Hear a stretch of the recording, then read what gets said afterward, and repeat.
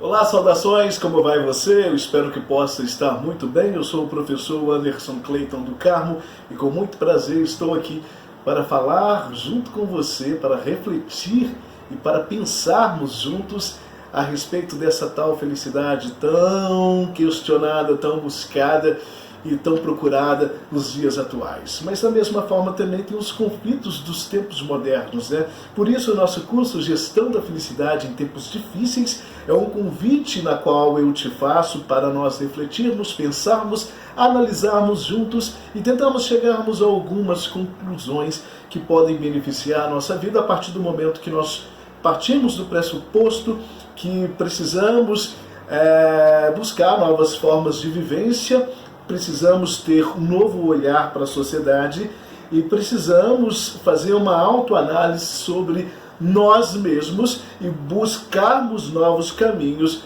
para a nossa própria vida e a busca da nossa própria felicidade, que é algo possível, algo viável e algo que eu vou, através desse curso, passar algumas ferramentas, algumas reflexões, algumas análises possíveis e viáveis para que todos nós venhamos a sermos cada vez mais felizes e buscarmos aí essa possibilidade de felicidade.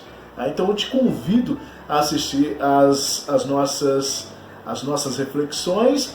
O nosso curso está dividido em alguns vídeos de forma gratuita e que pode ser também compartilhada e para aqueles que forem até o final, está sendo aí também ofertado a possibilidade de um e-book que eu fiz com muito carinho para você, onde nós aprofundamos um pouco mais sobre a questão da felicidade. Eu tenho certeza que você vai aprender bastante, que você vai crescer muito com esse e-book, e você também pode ter aí um certificado com 40 horas através do Instituto José do Carmo, referente aí à gestão da felicidade em tempos difíceis, que é algo tão importante hoje em dia dentro das empresas, dentro dos setores corporativos, dentro dos setores sociais, dentro das ONGs, enfim, aonde agregam pessoas. É importante ter alguém que saiba gestão de pessoas, que saiba gestão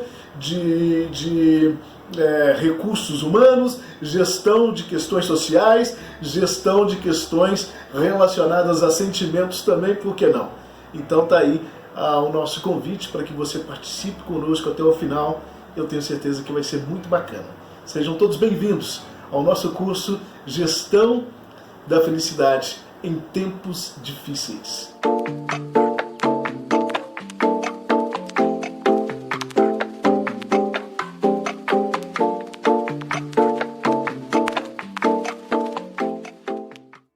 Gestão da felicidade em tempos difíceis, porque refletir, pensar, analisar e buscar novas alternativas, novas saídas para a vida é o desafio que todos nós temos. Está aí feito o meu convite para você, para pensarmos, refletirmos e buscarmos possíveis soluções juntos.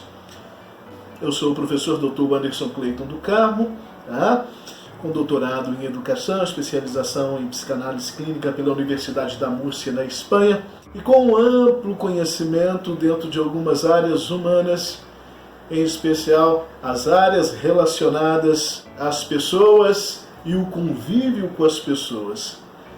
E é isso que nós fazemos, convivemos com pessoas, analisamos pessoas, nos relacionamos com pessoas e procuramos entender um pouco mais as pessoas a partir do pressuposto de que todos estão numa mesma caminhada, numa mesma vivência, enfrentando desafios difíceis, e é essa a nossa proposta, pensarmos na felicidade nesses dias que são tão difíceis, que são tão complicados e tão conturbados para toda a sociedade.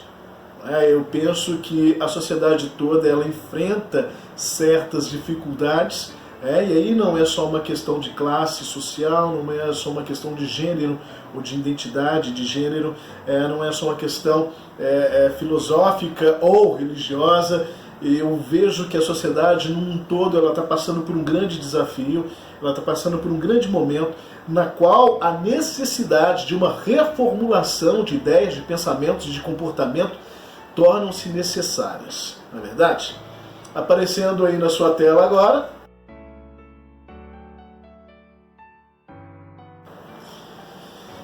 a nossa primeira lâmina, Aristóteles, 322 a 322 a.C., esse grego que foi um importante pensador para a história da humanidade e uma das mentes mais brilhantes de todos os tempos. Ele traz essa pérola aí para nós, essa frase fantástica, que diz que o nosso caráter é o resultado da nossa conduta. Hoje em dia nós temos uma sociedade que é uma sociedade na qual todos se colocam como sujeitos capazes e habilitados para fazer análises e apontamentos para os demais. Ou seja, nós temos especialistas em todas as áreas que não são especialistas de nada. Já percebeu isso? Na verdade, todo mundo se dá o direito de palpitar sobre a vida de todo mundo, de falar sobre assuntos que não têm conhecimento e de defender teses que não são suas, que são de outras pessoas que sequer a maioria dos indivíduos pararam para fazer uma análise, uma reflexão mais ponderada, mais precisa sobre aquilo que eles estão falando. Então, tem um pensamento que é muito bacana, que diz que a internet ela é maravilhosa. Ela tem dois pontos, ela tem um lado positivo e um lado negativo. O lado positivo é que ela é maravilhosa porque ela dá voz para todo mundo. E o lado negativo é o mesmo. Ela dá vozes para todo mundo, inclusive para as pessoas que não têm conteúdo, ou as pessoas que disseminam ódio, ou as pessoas que disseminam ideias contraditórias, ideias inexistentes, ideias sem fundamentos, pensamentos ineficazes, e com isso vai contaminando toda a rede que é interligada, que é mundial. E o problema é que as pessoas que consomem tudo isso, na grande maioria, elas não fazem um filtro do que estão consumindo. E aí você tem a mídia televisiva bombardeando, você tem os meios sociais bombardeando, você tem toda a internet bombardeando, jornais, e você tem a sociedade, cada uma com uma ideia, cada uma das pessoas, com uma ideia, com uma opinião, com um ponto de vista, com um posicionamento, e de repente querem empurrar isso sobre nós também, porque cada ideia ela passou a não ser mais uma ideia de possibilidades, mas as pessoas vão defendendo uma ideia a partir do ponto de vista delas, de que aquela ideia se tornou ideia absoluta. Se na verdade a ideia absoluta ela não existe. Toda ideia ela pode ser mutável. As verdades podem ser mutáveis. Somente o tempo é que determina aquilo na qual torna-se verdade. Porque até então tudo pode ser mutável, tudo pode ser maleviável, pode ser moldado. Entende? Então, a partir desse momento, eu acredito que isso está fazendo sentido para você, a partir desse momento em que todos tomam para si esse autoconhecimento, todo mundo quer ser especialista de tudo, todo mundo quer entender sobre tudo, e todo mundo quer opinar e palpitar sobre tudo. Até um certo ponto é bacana, porque é o lado democrático da coisa, onde as pessoas vão se despertando e vão querendo emitir, mas emitir conhecimento sem o ter não é conhecimento. Entende? Eu preciso, para que eu defenda uma ideia, para que eu defenda um ponto de vista, eu preciso ter o mínimo de embasamento necessário, não só de uma única fonte, mas de amplos meios de conhecimento, para que eu levante uma tese e a defenda. Então, Aristóteles ele vem dizendo sobre o caráter do homem. E mediante o caráter do homem é pelo qual ele resulta os seus conhecimentos para a sociedade e a sua importância para a sociedade também. Nessa sociedade tão líquida, como diz o Bauer, tão líquida, tão diluída que nós vivemos nos tempos atuais, onde as pessoas elas são analisadas, julgadas e rotuladas pelo que elas têm, não pelo que elas são, de fato e de verdade. Dá para entender? Então, a sua roupa não te define, o seu cabelo não te define, o seu porte físico não te define, a casa que você mora também não, o seu carro também não, a grana que você tem ou deixou de ter. se você mora numa mansão ou num barraco, isso não define quem é você. Isso são coisas que estão interligadas à sua vida, fazem parte do seu conjunto de vida, mas não define quem é você. Mas o seu caráter, sim, esse define quem é você a partir dos resultados que você conduz em meio à sociedade que você vive. Jean-Jacques Rousseau já dizia, né, que nós somos produtos do meio. Qual meio? O meio social pelo qual nós vivemos. E o caráter que nós emitimos no meio social pelo qual nós vivemos, através da nossa conduta de comportamento de vivência, é que vai definir quem de fato nós somos. Fantástico isso, né? Isso é conceito de vida, conceito de verdade, conceito daquilo que nós estamos buscando, que é felicidade. Então não adianta nós alimentarmos felicidades vazias, felicidades frustradas, felicidades fantasiosas. Nós vamos criando uma bolha de fantasias pelas quais elas são muito vulneráveis. E essa bolha ela pode estourar a qualquer momento, e aí nós encontramos o próprio vazio, nós encontramos a frustração, nós encontramos o nada. E isso nos decepciona, e todas as vezes que nós nos decepcionamos, nós nos frustramos. E nós temos uma sociedade hoje em dia que é uma sociedade frustrada por tudo e por todos. Imagine você uma sociedade que é uma sociedade na qual a maioria das pessoas, quando você conversa, quando você consegue com que elas se abram um pouquinho mais para você, essas pessoas vão confessar que são pessoas insatisfeitas. Nós vivemos uma sociedade de insatisfação. As pessoas estão insatisfeitas pela cor da sua pele, que é um tema que está indo e voltando para a sociedade, mas que não é discutido de fato e de verdade. As pessoas estão frustradas pelo seu endividamento financeiro, as pessoas estão frustradas pelos seus relacionamentos amorosos, frustradas pelo seu trabalho, frustradas com o trânsito. Enfim, nós estamos numa sociedade de pessoas frustradas. E a partir do momento em que nós somos parte desse meio, nós vamos nos frustrando também, porque nós estamos aí absorvendo tudo isso. Mas o nosso caráter, ele determina o conceito de ser humano que nós somos. Entende? E nessa busca pela felicidade que nós estamos aqui tratando nesse curso, nós vamos compreendendo que a felicidade ela está muito ligada também à nossa forma de conduzir em meio a essa sociedade a nossa própria vida. Até que ponto que a nossa vida é influenciada pela mídia social, pelos meios da internet.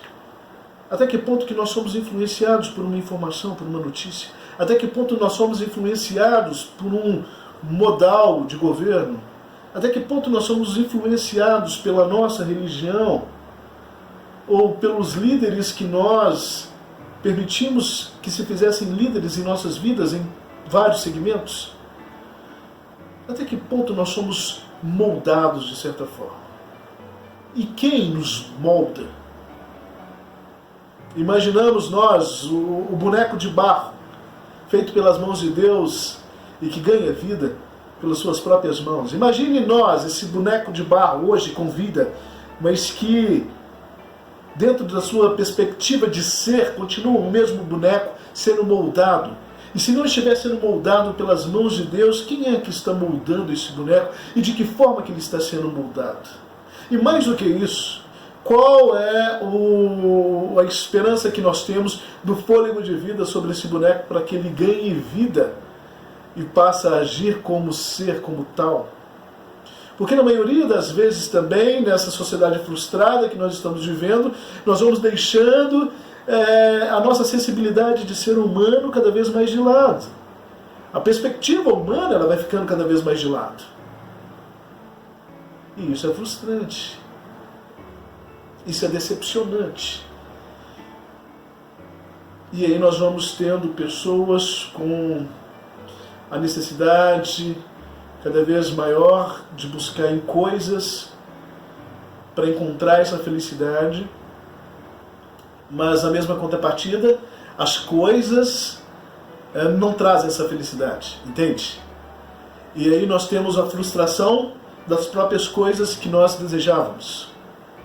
Se eu quero esse relógio, então eu luto, eu busco, eu batalho e eu consigo o relógio, mas ao ter este relógio, ele perde para mim o significado. Ele não gera em mim a expectativa da felicidade que eu esperava ter. Então eu me frustro. E dentro dessa minha frustração, aí o objeto será outro. E isso acontece com o emprego desejado, isso acontece com a mulher, com o homem desejado, isso acontece com a casa desejada.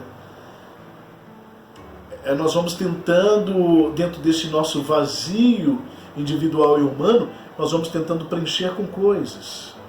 Nós vamos coisificando a nossa vida, enchendo a nossa vida de coisas. E vamos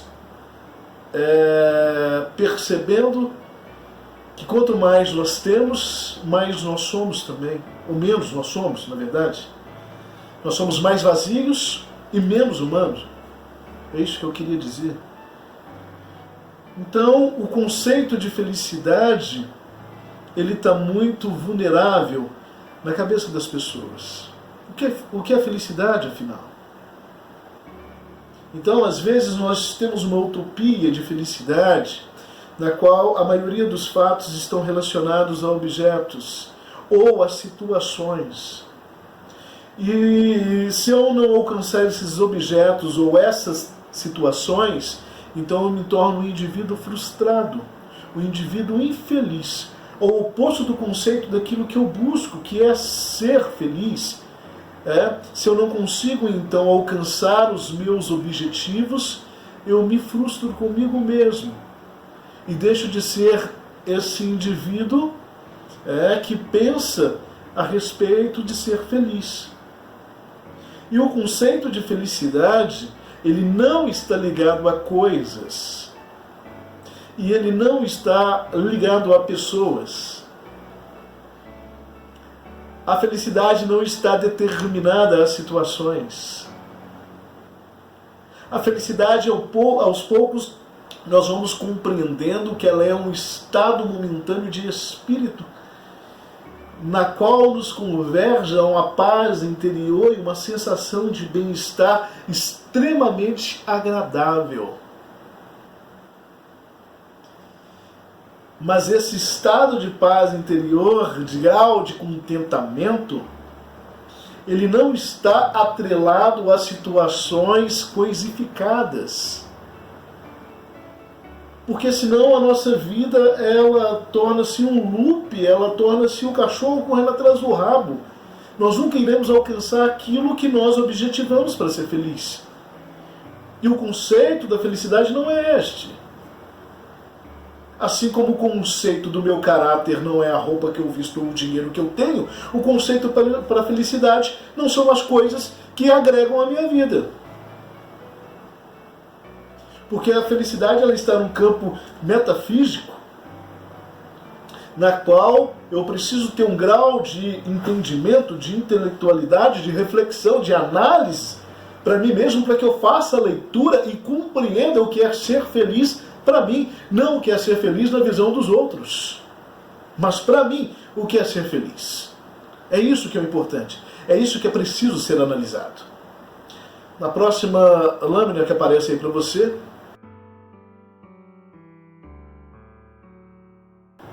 Hippolyte Léon Denisardi, o Allan Kardec, francês, que viveu aí até 1869. Olha que importante que esse líder do conceito cristão espírita traz para a nossa reflexão. Eu vou usar bastante conceitos aqui de pessoas, de religiões, de pensadores, porque tudo é importante para nós. Então, sem distinção, sem preconceito, de uma forma muito aberta, né? Vamos falar sobre um pouquinho de tudo. Por que não? Nós rotulamos muito pessoas e situações e as suas fés, as suas crenças, né? E nós perdemos muito com isso. Então, o Allan Kardec, ele diz, olha, você receberá de retorno tudo o que der aos outros, segundo a lei que nos rege os destinos. Nós recebemos tudo aquilo que nós estamos semeando, né? É a semente que cresce, que germina, que ganha vida e que um dia vai produzir flores e flores frutos e que vai alimentar e gerar outras sementes. E aqui ele está falando daquilo que eu falei há poucos minutos atrás, de que a vida ela é esse grande ciclo que nos cerca, ela é essa grande engrenagem. Como o São Tomás de Aquino vai dizer, o motor propulsor de tudo vai ser Deus, e mediante ele nós vamos ter uma concepção da própria vida, independente da sua fé, independente de questões religiosas, mas entendendo que tem que haver algo muito maior do que isso aqui, para que gere tudo isso aqui, para que a gente possa ter um pouquinho mais de compreensão, de entendimento. E a partir disto nós vamos entendendo que a vida é um próprio retorno. A vida é uma troca. E os sentimentos também são retornos, os sentimentos também são trocas. Eu não posso cobrar amor se eu não ofereço nenhuma forma de amor. Eu não posso cobrar verdades se eu sou um mentiroso. Eu não posso cobrar afeto se eu não disponho de nenhuma forma de afeto. Então essa é a lei que rege o nosso destino, a lei da troca, do compartilhamento, da divisão. E nós precisamos aprender a fazer isso um pouco mais para que os sentimentos possam ser, na verdade, vivenciados de uma forma prática sobre a vida. Nós precisamos ser mais pragmáticos, nós precisamos ter mais atitude, mais ação, mais verdade, menos empolgação, menos frases de efeito, mais sinceridade, mais verdade, mais compaixão íntima, verdadeira e real. Aquela frasezinha que nós sempre recebemos, beleza, se precisar de mim, conta comigo. Se precisar de alguma coisa, me procure. Isso já ficou tão desgastado, isso já perdeu tanto o efeito. Porque as pessoas, elas para se dispor, eu tenho que ser acionado primeiro. Então se eu não fui acionado, eu não vou me dispor. E na verdade o grau de sentimento e de disponibilidade, ele não precisa de que você venha ser acionado. Você se dispõe, você se desloca, você se move de encontro ao outro, a serviço do outro, de afeto e de verdade para o próximo, a serviço dele, para que isso possa retribuir a sua vida, benefícios e méritos. Aparece para você agora Tony Robbins. Maravilhoso, americano, que diz o seguinte: qualquer padrão de emoção ou comportamento que seja reforçado de um modo contínuo se tornará uma reação automática e condicionada. Qualquer coisa que deixamos de reforçar acabará por se dissipar. Olha que fantástico essa reflexão do Tony Robbins. Qualquer coisa que deixamos de reforçar acabará se perdendo, acabará se dissipando. Se você não ofertar amor, se você não ofertar sentimentos, você não terá essa retribuição na mesma proporção que você precisa ou que você procura. E isso está inerente à felicidade do ser humano. A felicidade não é um algo em si, mas é um conjunto de coisas que compõem as nossas emoções, a nossa vida, a nossa vivência. o nosso ser, o nosso dia a dia. Então, esses padrões emocionais que nós trazemos dentro de nós, que determinam o nosso comportamento, eles irão dizer muito sobre as reações que nós temos mediante a vida, e nós precisamos mudar alguns padrões comportamentais. Aquele velho pensamento, o pau que nasce torto, até as cinzas são tortas, é um pensamento arcaico. É um pensamento pobre demais e que já não cabe na nossa sociedade, se é que um dia pôde. Mas hoje não cabe de forma nenhuma, sequer cogitarmos essa possibilidade. Eu tenho que identificar as minhas imperfeições, ter consciência que sou imperfeito, e a partir de tal imperfeições, eu vou trabalhando dentro delas para que eu possa melhorar enquanto ser humano.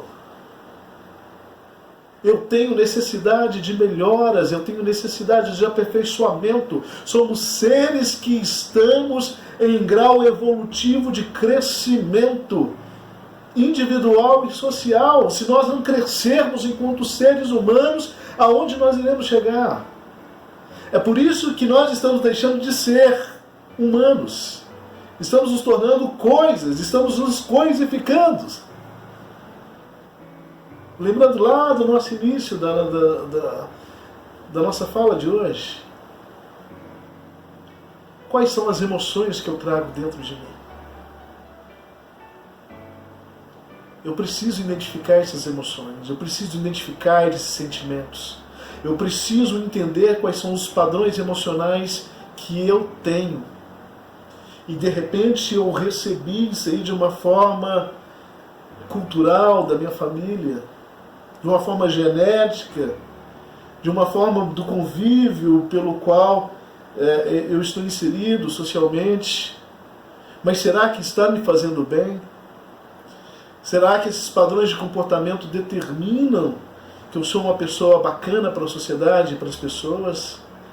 E que eu estou aqui fazendo bem, buscando melhorar enquanto ser humano e dando isso em troca para a própria vida, para a própria sociedade?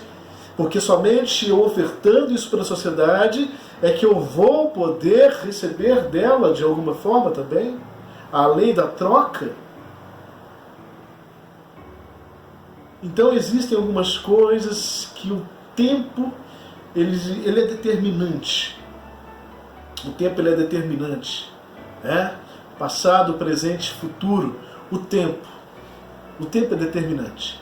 Para que venha o amadurecimento, para que venha o crescimento, para que venham as percepções e para que venham também as mudanças.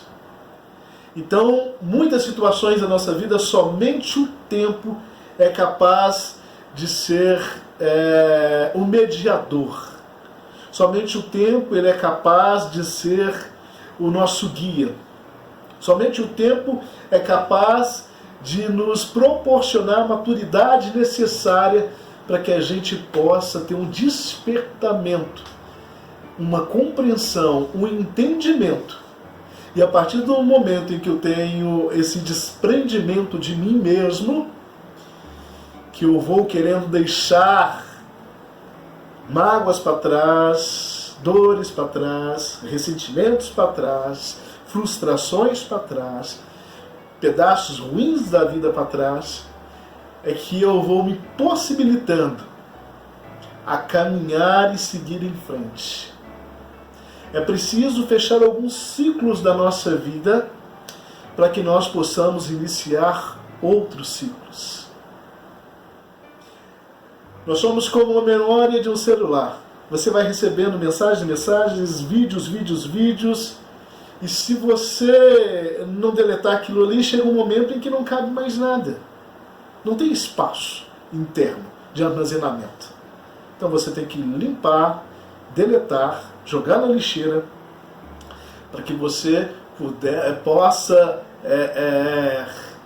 ter uma velocidade muito melhor, para que você possa ter uma conectividade muito melhor, uma acessibilidade aos meios tecnológicos muito melhor que o seu aparelho proporciona, e para que você possa armazenar coisas novas.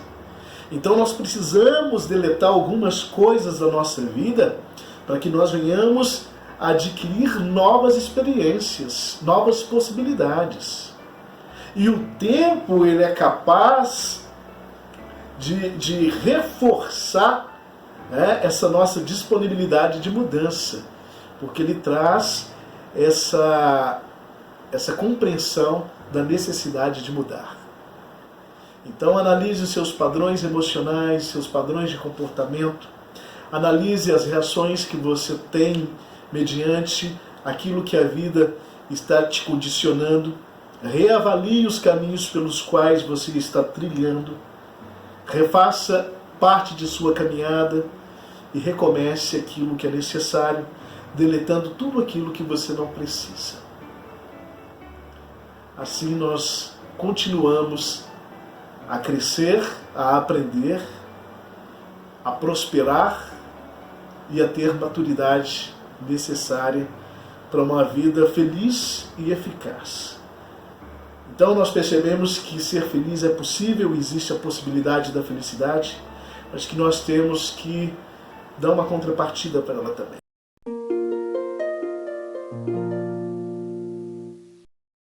Bem, façam essas reflexões e nós continuamos com esses e outros pensamentos na nossa próxima videoaula. Ok? Nosso muito obrigado a quem nos acompanhou até este momento. Assim nós estamos terminando o nosso primeiro módulo, nossa primeira videoaula sobre esse curso tão bacana, tão importante para todos nós, que é a gestão da felicidade em tempos difíceis. Eu te encontro então na nossa próxima videoaula. Até lá!